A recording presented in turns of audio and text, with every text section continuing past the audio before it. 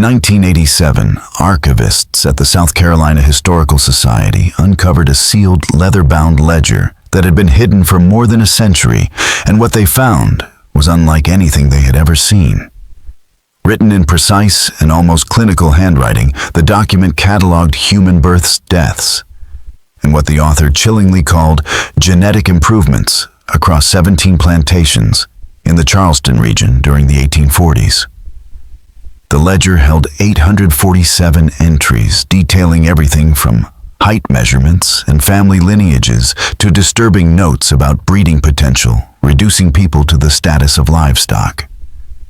The final pages were the most shocking of all, as they contained correspondence between plantation owners boasting of selective breeding programs that delivered profits 3 times greater than traditional cotton production. What those yellowed pages revealed was nothing short of one of the most methodical and cruel enterprises in American history. A secret network so carefully organized that it ran undetected for nearly 20 years. The discovery became known as the Charleston breeding conspiracy, and its exposure forced powerful families to fight hard to keep the documents sealed until the 21st century. To understand how this could have happened, you need to remember that Charleston in the 1840s was one of the wealthiest cities in the South. Its prosperity built on enslaved labor and fertile rice plantations stretching along the Ashley and Cooper rivers. The city's elite families were masters of agricultural science, using advanced crop rotation soil studies and livestock breeding to maximize profits. And these same principles were chillingly applied to human lives. The Ravenels, the Rutledges, the Pinckneys, and the Draytons gathered regularly at the Charleston Agricultural Society, where polite discussions of crop yields often turned to what they called labor optimization. Moving among them was Thomas Whitfield, a young planter whose family had recently purchased the Millbrook estate 20 miles north of Charleston. Unlike most of his peers, Thomas secretly sympathized with abolitionists after studying agriculture at Harvard, where he encountered ideas about human rights that clashed with everything he saw upon his return home. His family's new money granted him access to Charleston's inner circle, while his outsider perspective let him see the darker realities more clearly. What he witnessed during his first year back in Charleston would haunt him forever. In the summer of 1843, during the height of the social season, Thomas attended a lavish gathering at the Ravenel Mansion on East Bay Street, where he overheard a hushed conversation between Dr. Edmund Ravenel and Colonel James Rutledge. They spoke of something they called the Breeding Initiative, mentioning genetic improvement, selective pairings, and enhanced productivity. The fragments Thomas caught were enough to chill him, and in the weeks that followed he began listening more closely, at every gathering slowly piecing together the full scope of a conspiracy that would forever change the way he saw his world. As the autumn season settled over Charleston, Thomas began to notice a horrifying pattern. The same wealthy families who bragged about their racehorses and prize cattle were now applying those same breeding principles to the people they enslaved. They spoke casually about bloodlines, selecting physical traits, and eliminating what they called weaknesses. What struck Thomas the hardest was the way they spoke, cold, calculated, detached, as if they were discussing livestock instead of human lives. The full weight of what was happening struck him one December night at the Drayton estate during the annual harvest celebration. The mansion glowed against the winter chill. Its halls filled with laughter and music, but beneath the surface something far darker was unfolding. Thomas, carrying a leather-bound journal he had begun using to document what he overheard, slipped away when the older men retreated to Colonel Drayton's study for brandy and cigars. Claiming he needed fresh air, he made his way into the garden and stopped by the study's open window, where the cold air kept others away. From there, the voices inside carried clearly. Dr. Edmund Ravenel's measured tone dominated the room as he read what sounded like a formal report. He announced that their 3-year initiative had exceeded expectations. At Millfield Plantation alone, He said 17 births from carefully chosen pairings had resulted in children averaging 2 inches taller than their parents, with stronger bodies and fewer illnesses.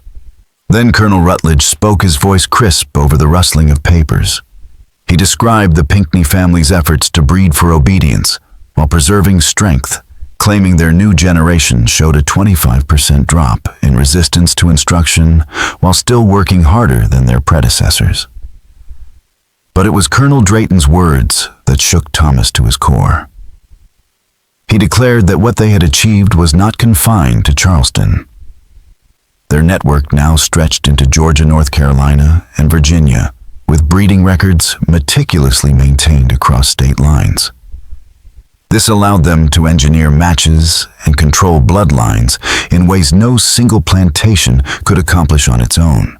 Standing in the cold garden with his hands trembling around his journal, Thomas realized he had stumbled upon something vast, organized, and monstrous. An operation so carefully hidden that it had thrived in plain sight for years. The scrape of a chair broke through the muffled conversation, followed by the sound of footsteps on the wooden floor. Thomas flattened himself against the icy brick wall as Colonel Drayton's voice carried through the open window. He spoke with calm authority, announcing he held quarterly reports from their partner plantations. In Georgia, the Benning estate had produced 43 births under selective breeding protocols, with the children already being evaluated for distribution to other members of the network according to their projected capabilities. Thomas's stomach turned as the scale of it became undeniable. These men were not only treating people as property, they had created a coordinated multi-state system designed to breed human beings for specific traits and move them around like commodities. Then Dr. Ravenel's steady tone returned, outlining what he called documentation protocols.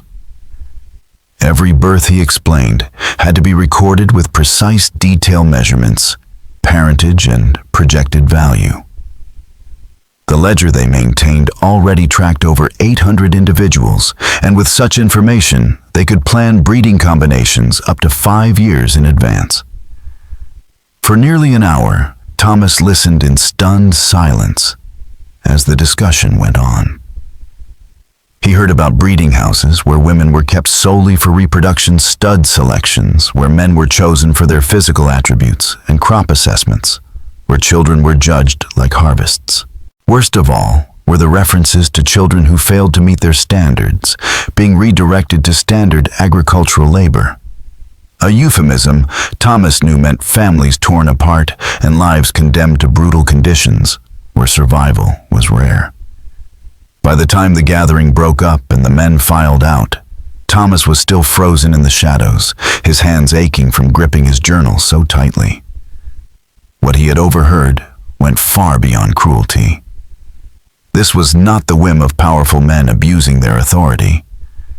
It was an organized enterprise with records, projections, and a level of coordination that mirrored any thriving business. That night, walking back to his family's plantation under the pale light of the moon, Thomas made a choice. He would no longer be a passive witness. He would infiltrate the network, gather proof, and do whatever it took to bring the truth to light. What he did not yet understand was that his mission would uncover evidence so disturbing, so deeply entrenched in the machinery of Southern power, that even committed abolitionists would struggle to accept it as real. For what Thomas had stumbled upon was not just another atrocity of slavery, but an unprecedented attempt to apply scientific calculation to human reproduction on an industrial scale, managed by some of the most respected names in the South. In the weeks after that December night, Thomas transformed from observer to infiltrator, though he quickly realized that entering the inner workings of this network would demand more than polite invitations and social standing. It would require risking everything. Thomas soon realized that what he had stumbled onto was far more than a loose alliance of wealthy planters. It was a breeding consortium, as he began to call it, a shadow network that operated with a precision and secrecy that rivaled any legitimate business. Its members used coded correspondence, rotated the locations of their private meetings, and stored their most incriminating records in secure sites far from their homes. Cracking into this system seemed impossible until Thomas found an unexpected opening through his growing friendship with William Pinckney, the youngest son of one of the consortium's founding families. At just 22, William was eager to prove himself, and his inexperience often showed, especially when liquor loosened his tongue. One evening in January, during a whiskey-fueled game at the Charleston Club, William let slip details that made Thomas's pulse race. He bragged about what he called breeding quarters on his family's plantation housing built solely for their selective breeding program. More importantly, he boasted about his recent access to the master registry, a ledger so complete it documented bloodlines, breeding histories, and so-called genetic improvements across the entire network. For Thomas, this registry was the key. If he could find a way to access it, he would hold undeniable proof of the consortium's crimes. But doing so meant breaking into the very heart of the Pinckney estate. The breeding quarters were set apart from the main plantation, carefully guarded and forbidden to outsiders. The registry itself was stored in a locked safe in the plantation office, accessible only to senior members of the family. For months, Thomas plotted his path inside. His opportunity came through William's sister, Margaret Pinckney, a sharp-minded woman with a passion for education and reform that set her apart from Charleston's elite. Thomas began courting her at first as part of his plan to get closer to the family. But over time, what started as calculated deception grew into real affection, a complication that made his mission far more personal than he ever expected. Through Margaret, Thomas was welcomed into the Pinckney household as more than a guest. He dined at their table, attended their gatherings, and even stayed overnight, slowly piecing together the rhythms of the plantation. With every visit, he took mental notes on the layout of the property, the guards' routines, and the patterns of daily operations. What he discovered horrified him, even more than the conversations he had overheard months earlier. The breeding quarters held about 40 women, ages 16 to 30, all chosen for what the Pinckneys deemed optimal reproductive traits. Compared to field laborers, their conditions seemed better, cleaner, housing decent food and regular medical care. But these comforts masked a system of complete control. Their lives revolved around forced reproduction with no choice in partners or future. Men deemed valuable for the program were cycled between plantations in the network, their every movement tracked to ensure the desired mix of bloodlines. Every pairing, every pregnancy, every child was calculated. What Thomas now saw up close was not random cruelty. It was an industrialized system of human breeding, one that wrapped its horrors in the language of science and progress, while shattering countless lives in the process. Thomas soon uncovered just how deep the network's obsession with control truly ran. Their records didn't stop at births and parentage. They kept meticulous files on health, temperament, and even personality traits for every man, woman, and child caught in their system. Newborns were inspected at birth, with those judged promising sent to special nurseries for further development, while others were torn from their mothers and dispersed across plantations as if they were farm stock. By the spring of 1844, Thomas had gathered enough intelligence to risk his boldest move yet. Margaret let slip that her father would be away in Georgia for a regional meeting, leaving the Pinckney estate under the eye of its overseer. Thomas knew this window might never open again. On a stormy May evening, with lightning flashing over the marshes, he set out across the grounds toward the compound he had only glimpsed from a distance. He knew it by its polite euphemism, the specialized agricultural facilities, but in truth, it was the heart of the breeding program. 6 buildings sat arranged in a square around a courtyard, their neatness and order chilling in contrast to their purpose. Unlike the rough cabins on most plantations, these quarters were deliberately built for comfort, ventilation, and space conditions designed not from kindness, but from cold calculation. Healthy women, Thomas realized, produced healthier children. The first building he approached revealed rows of narrow beds, each occupied by young women lying in unnatural silence. Through the slats of the shutters, he could hear only the steady sound of breathing. Later, he would learn that the women were dosed with sedatives each evening, keeping them docile and preventing whispered plans of resistance or escape. The next building shocked him further. It was laid out like a clinic equipped with exam tables, weighing scales, and measuring instruments he recognized from agricultural practice. Charts lined the walls detailing cycles, diets, and pregnancy schedules with a precision that made his stomach turn. Every biological detail of these women's lives was reduced to data controlled and measured as though they were experimental animals. But it was in the third building where the full cruelty of the system revealed itself. This structure served as a nursery and evaluation center, where infants only days old were sorted like produce. Charts displayed categories by weight, height, behavior, and future market value. Each newborn was tagged with a destiny before it could even crawl, some marked for continued development within the consortium, others slated for dispersal into labor camps where life would be brutal and short. Standing in the shadows with thunder shaking the walls, Thomas realized he was not just witnessing cruelty, but an industrialized machine built to reshape human lives with scientific efficiency. The master registry he would soon access confirmed what his eyes already told him. This was no isolated experiment, but a coordinated multi-state enterprise stretching from Virginia to Mississippi. And in that moment, he understood the evidence he carried would not just expose a crime, it would reveal a system so monstrous that even those who fought against slavery might struggle to believe it was real. Those the network labeled as premium stock were set apart for special care and education, their lives carefully directed toward roles that would maximize value, while others were destined for ordinary plantation labor, their futures sealed from birth. Inside the plantation office, Thomas finally reached the master registry, the very heart of the consortium's operation. By the glow of a single candle, he turned page after page, realizing with growing dread that the system was far more extensive and deliberate than he had imagined. The ledger listed 147 individuals across 17 plantations with sprawling family trees, tracing genetic lines back 3 generations.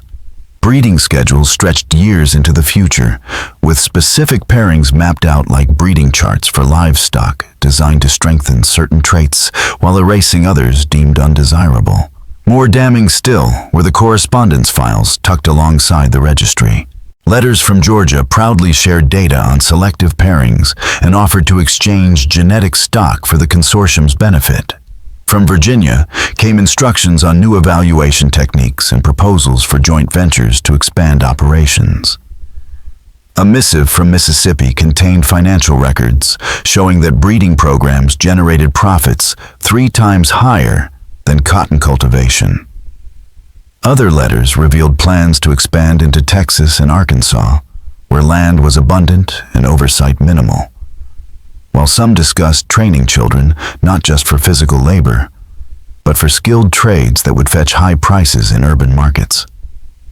For 4 long hours, Thomas copied what he could, his hand cramping in the flickering light as thunder rolled outside.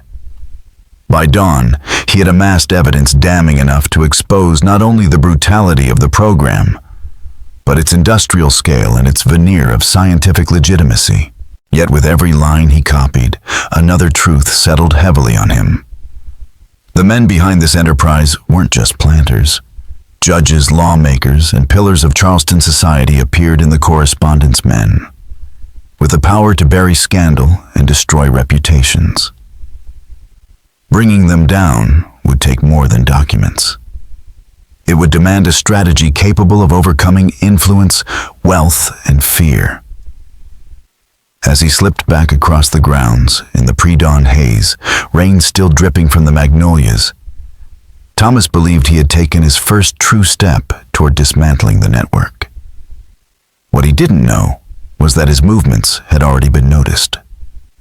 A pair of watchful eyes from the main house had followed him through the storm, and before sunrise, word of his trespass had reached those who needed to hear it.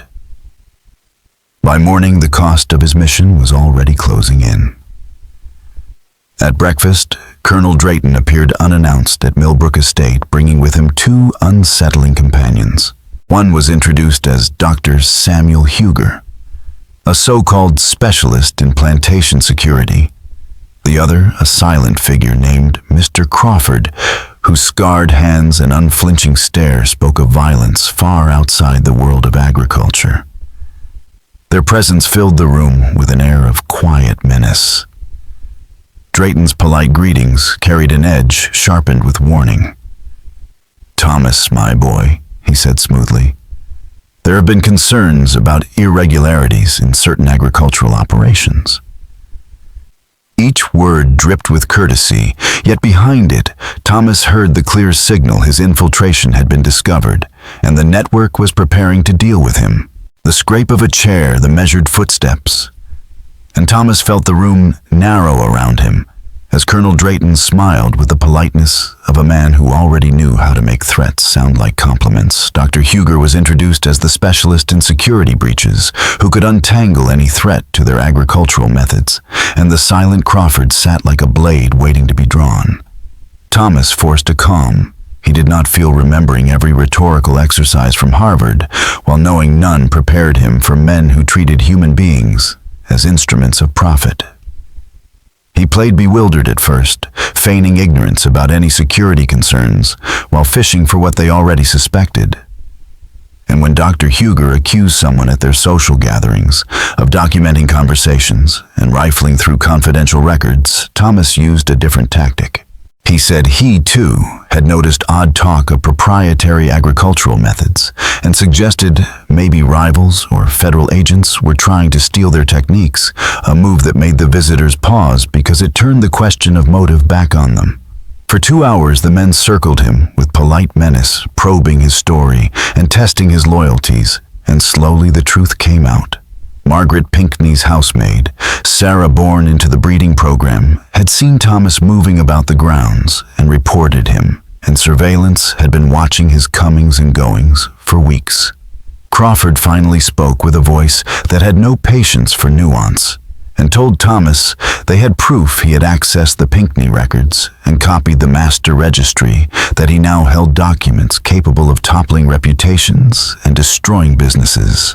In that moment, Thomas understood the stakes had risen, from exposure to personal danger, that his deception had bought him access, but also painted a target on his back, and that getting the evidence into the right hands would mean outsmarting a network whose members included judges and lawmakers, and who would not hesitate to use force to protect what they called their innovations. Thomas sat rigid as Crawford laid out the choice with brutal clarity. Join them and use his Harvard training and family estate to strengthen the breeding network, or refuse and suffer consequences that required no explanation. The menace was unspoken, but heavy in the room, made all the more real by Crawford's steady gaze. Dr. Huger framed the offer as an opportunity, an invitation into a circle of innovation and profit that in their minds rivaled any enterprise in the South. For Thomas, it was an ultimatum, a trap that tested every ounce of his resolve. He asked for time to consider, his voice steady, even as his thoughts raced. They agreed, but the message was unmistakable. His decision would determine his survival. When they left, Thomas understood he had crossed into the most dangerous phase of his mission. He had evidence enough to destroy the network, but he also knew these men controlled judges, sheriffs, and politicians. Exposing them would require more than bravery. It would require cunning allies and the ability to turn their own arrogance against them. 3 days later, he delivered his answer in the form of calculated deceit. At Henderson's Tavern, a discreet Charleston establishment known for its private upstairs rooms, Thomas arrived with a leather portfolio he claimed held plans to convert Millbrook Estate into a breeding center. In truth, the portfolio contained something far more dangerous, a strategy to expose the network from within. The meeting had been carefully arranged by Colonel Drayton himself. He and Dr. Huger believed inducting a Harvard-educated landowner would legitimize their enterprise even further.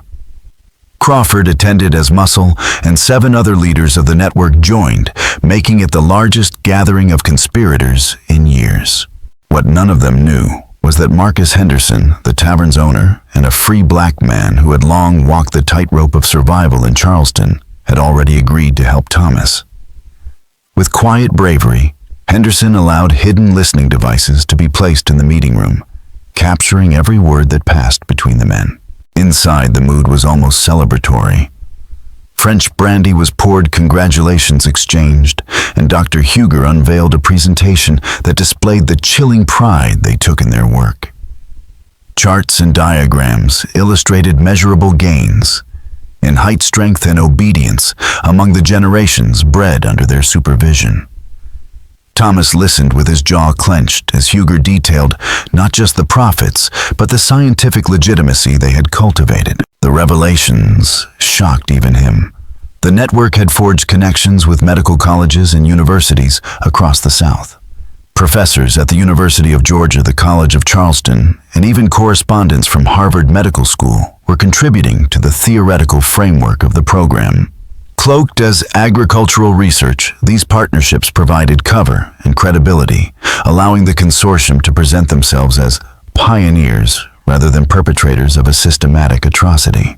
What Thomas realized that night was that the breeding network's influence was far deeper than landowners and planters.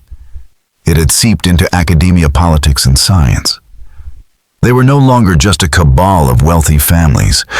They were a movement fortified by institutions that gave their work a veneer of progress. And in that room above Henderson's tavern, with their words secretly recorded and their pride making them careless, Thomas knew he finally held the means to expose them. For nearly 2 hours, Thomas played his role flawlessly, matching the conspirators' enthusiasm with carefully measured words. He praised their scientific ambitions, asked precise questions that made him sound invested, and presented architectural drawings so convincing that several members openly admired his efficiency. His diagrams showed redesigned slave quarters, reimagined as breeding centers, complete with examination rooms, nurseries, and what he called genetic documentation offices. The men nodded approvingly, some even requesting copies to use on their own estates. When he spoke of interest from Texas and Arkansas planters eager to establish operations in territories with looser oversight, the room practically buzzed with excitement. Expansion meant profit, and profit was the language these men worshipped. But the atmosphere shifted when Thomas opened the second section of his portfolio. He spoke with the same steady voice, though his heart hammered like a drum in his chest. "Gentlemen," he announced, "what I have here proves not only my commitment, but my ability to refine your methods with documentation more systematic than anything you currently maintain." He spread the pages across the table. At first, the men leaned in eagerly, expecting blueprints or formulas. What they saw instead drained the color from their faces. The papers were not proposals, they were evidence. Page after page copied from their own records, breeding schedules, genetic charts, financial projections, letters exchanged between plantations in Georgia, Virginia, and Mississippi. There were detailed health files on hundreds of enslaved individuals. Diagrams of family lineages mapped like cattle pedigrees and correspondence that showed not just a local cabal, but a coordinated enterprise stretching across the South. He had documented everything, proof of medical experiments to increase fertility records of children raised in nurseries for premium sale, and plans for new facilities in the Western Territories. Thomas had even gone further. Using his closeness with Margaret Pinckney, he had gained access to correspondence he had never before seen. Letters from Virginia outlined programs involving more than 300 enslaved people with breeding outcomes, measured against carefully chosen criteria. Georgia papers described alliances with slave traders, tasked with sourcing ideal stock young men and women, selected for height, strength, or docility to feed into the consortium's breeding system. The conspirators' own words betrayed them their pride in their so-called innovations, laid bare in black ink. For a long moment, the room was silent, the weight of what lay on the table choking the air. These men who had spoken so confidently of scientific progress and agricultural revolution now found themselves staring at the evidence of their crimes, evidence that had been gathered by the very man they had invited into their circle. And Thomas, though his pulse pounded in his ears, met their eyes one by one, knowing the next moments would determine whether he left the room alive or whether Henderson's hidden listening devices would be the only voice left to speak for him. The moment Crawford lunged for his pistol, the true stakes of the meeting came into focus. The financial ledgers Thomas had revealed records showing over $800,000 in profit during just 5 years were damning in a way no whispered denial could counter. That money had been funneled into political campaigns, bribes, and territorial expansion, buying silence and protection at every level of Southern society. For the first time, the network's leaders understood that Thomas wasn't a recruit. He was an executioner armed with evidence sharp enough to sever the roots of their empire. Crawford's gun never cleared its holster. Thomas's weighted cane cracked against his wrist, sending the weapon clattering across the table as brandy spilled and papers scattered. The room erupted. Dr. Huger dove for the evidence, Colonel Drayton bellowed for the exits to be barred, and the others surged to their feet in a chorus of confusion. But Thomas hadn't come unprepared. The shattering of glass downstairs was no accident. Marcus Henderson had unleashed the emergency plan, summoning abolitionist allies and freedmen who had been waiting in nearby rooms and streets. What followed was chaos wrapped in precision. The conspirators discovered too late that Henderson's tavern had been transformed into a cage. The hallways they thought would provide escape were blocked. The alleys outside already manned, and the very walls of the meeting room carried hidden recorders capturing their words for posterity. Their proud secrecy had been turned against them, their private conclave transformed into a stage for exposure. Thomas fought his way to the rear window, fending off blows with his cane, clutching the registry and letters tight against his chest. With a crash of splintering glass, he hurled himself into the alley, the night air and pelting rain swallowing him. Behind him, shouts erupted. Some men ordered his pursuit. Others screamed to seize the papers, and all realized too late that their tightly run machine had been fractured by panic. But Thomas's leap into the night was no desperate gamble. The escape was staged as carefully as the meeting itself. Allies intercepted him at the Cooper River docks, where a small boat waited, not just with sails, but with a portable press ink and pre-written broadsheets. Dozens of copies of the evidence were already being distributed through Charleston by Marcus's men. Even if Thomas fell, the network's secrets would not vanish, they would multiply. For generations, the breeding consortium had thrived on silence, on shadows, on the weight of respectability. Now, standing on the riverfront with the city at his back and the tide swelling beneath the dock, Thomas held proof that could shatter their world. He was no longer just an infiltrator or a reluctant witness. He was the spark meant to ignite a firestorm that Charleston's most powerful families could never contain. The standoff on the Charleston docks was more than a fight for one man's survival. It was a collision between secrecy and exposure, between the brutal order of the breeding consortium and the chaos of truth breaking into the open. Crawford advanced with his pistol ready, flanked by men Thomas recognized from Charleston's most refined drawing rooms.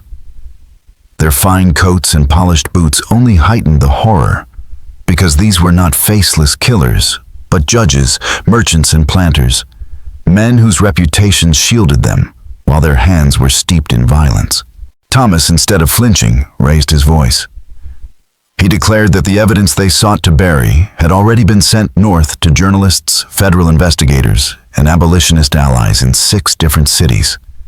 The implication was unmistakable. No bullet, no body could silence what was already in motion.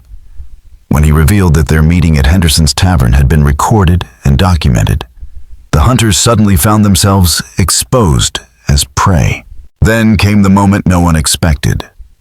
Thomas drew the papers from his portfolio and began reading aloud. Names, dates, breeding schedules, and financial ledgers poured from his lips, his words ringing out over the harbor.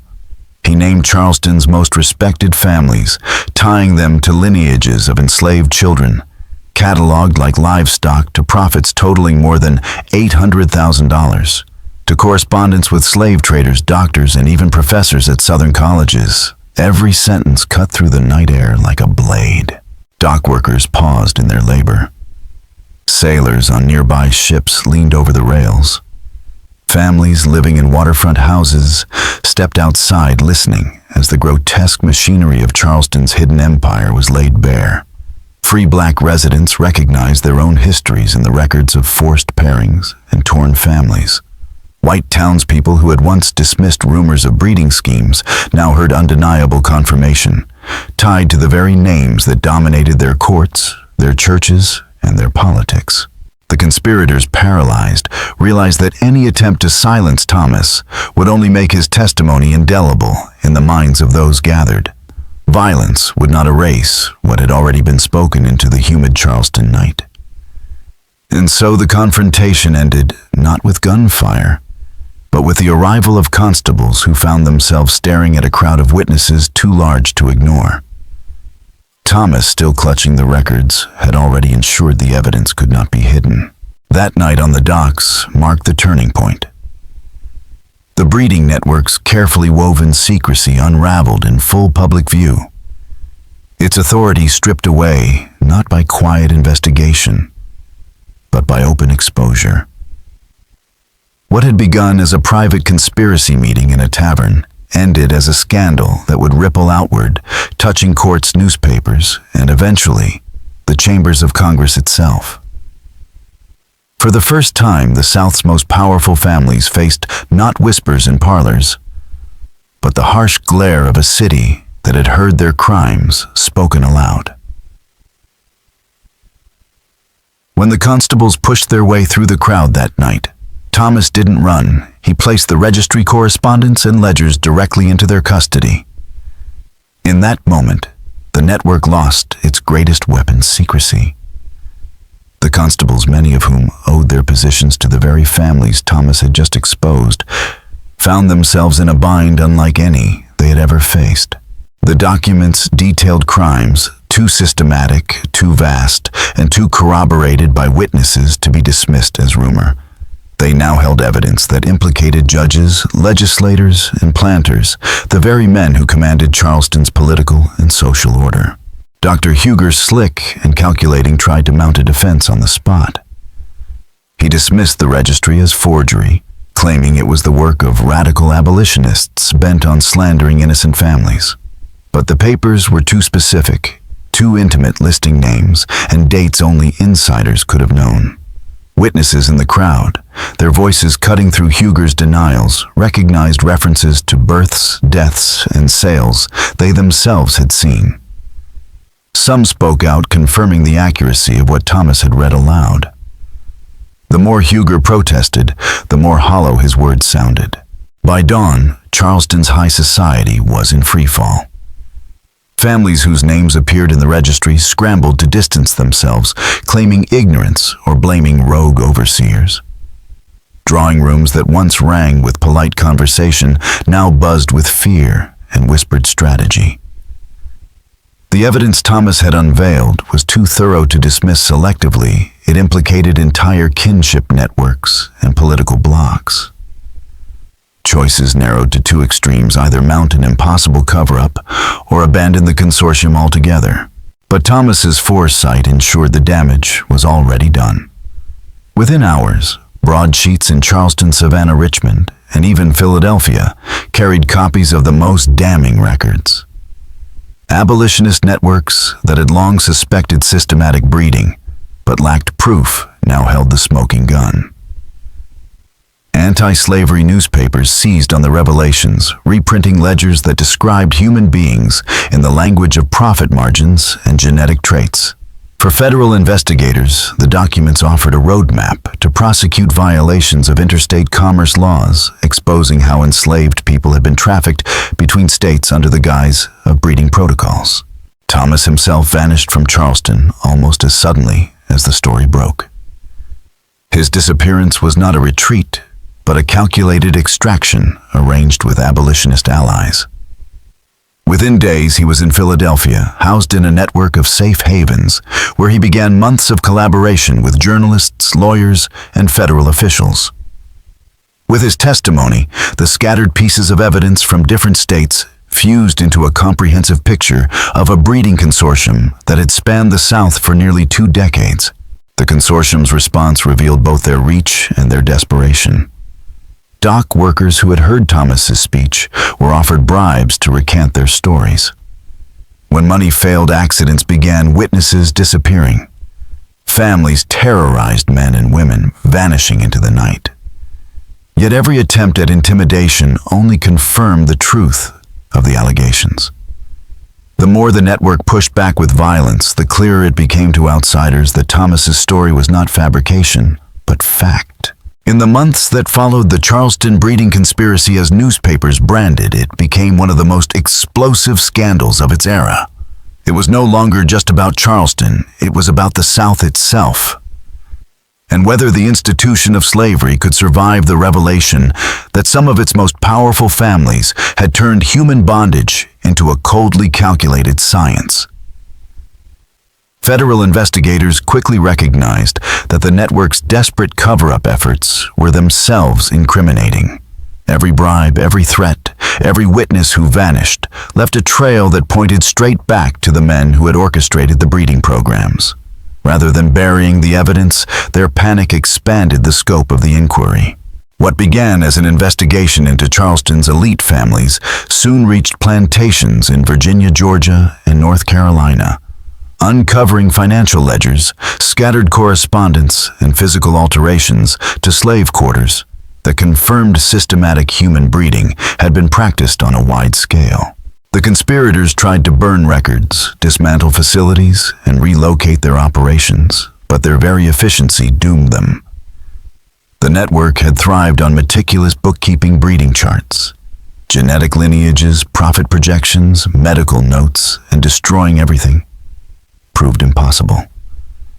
Even fragments were enough for investigators to reconstruct how hundreds of men, women, and children had been forced into carefully managed reproductive programs. And when key figures abandoned their Charleston estates in favor of quiet exile on distant properties, the public saw flight not as survival, but as confession. Financial collapse soon followed. The breeding programs had depended on secrecy to maintain premium prices for enslaved people marketed as specially bred stock.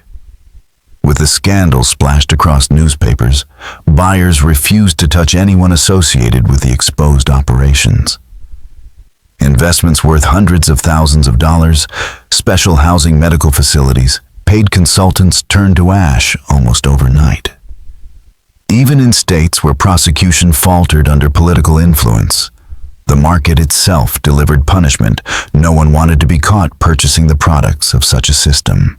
The fallout within Charleston society was devastating. Margaret Pinckney, whose trust Thomas had used to infiltrate the consortium, suffered a breakdown when she learned the truth of her family's crimes and his role in exposing them. Her personal collapse mirrored the broader unraveling of the Pinckneys themselves. Her brother William, whose careless boasting had first tipped Thomas to the existence of the registry, turned against his father to save himself. By trading testimony for immunity, William not only confirmed the family's role, but deepened their disgrace. The Pinckneys' bitter infighting spilled into public view, making denial impossible and accelerating their social and financial ruin. Dr. Huger fared no better. Once praised as a learned man of science, his reputation crumbled as investigators revealed his role in designing medical protocols for forced breeding and fertility experiments. Patients abandoned his practice, his colleagues severed ties, and academic institutions that had once consulted him now branded him a disgrace. His name, once spoken with respect in Charleston's drawing rooms, became synonymous with cruelty disguised as science. What Thomas had unleashed was more than the collapse of a single network. It was the first crack in a facade that Southern elites had maintained for generations, that slavery was simply an economic necessity. The scandal revealed it for what it truly was: a system capable of industrialized cruelty run by men who had cloaked barbarity in the language of progress and profit. And once exposed, it was impossible to unsee. The Charleston breeding network's downfall revealed how quickly secrecy could unravel once the truth was dragged into the open. The same meticulous record-keeping and scientific posturing that had fueled its success became the rope that tied its members to exposure and ruin. Families that once wielded enormous wealth and influence found themselves bankrupt, disgraced, or exiled. Federal prosecutors, wary of confronting slavery head-on, instead charged them with conspiracy, fraud, and violations of interstate commerce laws. Even without mass convictions, the loss of credibility, money, and social standing effectively dismantled their operations. The scandal's reach extended well beyond Charleston. Correspondence with medical colleges exposed how respected institutions had lent academic legitimacy to what was in reality organized human trafficking, dressed up as agricultural science. Investigations into these ties revealed that the intellectual foundations of systematic breeding ran deep into the South's universities, where professors and physicians cloaked cruelty in the language of research and progress. This evidence became a powerful weapon in abolitionist arguments, showing slavery not as a paternalistic system, but as one capable of cold, industrialized exploitation. For decades, the fate of Thomas Whitfield remained a mystery until family papers surfaced in the 1920s, revealing he had escaped Charleston and dedicated his life to the Underground Railroad. His documentation of the network's operations found its way into congressional debates, where it stood as some of the most damning evidence of slavery's dehumanization. Though the master registry itself vanished, likely suppressed by powerful interests, fragments of its legacy continued to surface in estate papers and family archives, proving that Charleston was not an isolated case. Modern historians now estimate that similar breeding programs may have touched tens of thousands of lives across the antebellum South. Their evidence largely destroyed, but their impact undeniable. The Charleston scandal offers us more than a dark chapter in history. It shows how systems of oppression can be cloaked in respectability, justified by science, and normalized by society until someone dares to expose them. It reminds us that institutional evil does not survive by accident. It thrives on coordination, intellectual cover, and silence. And it also reminds us of the power of one individual armed with truth and courage to strike at the heart of entrenched systems.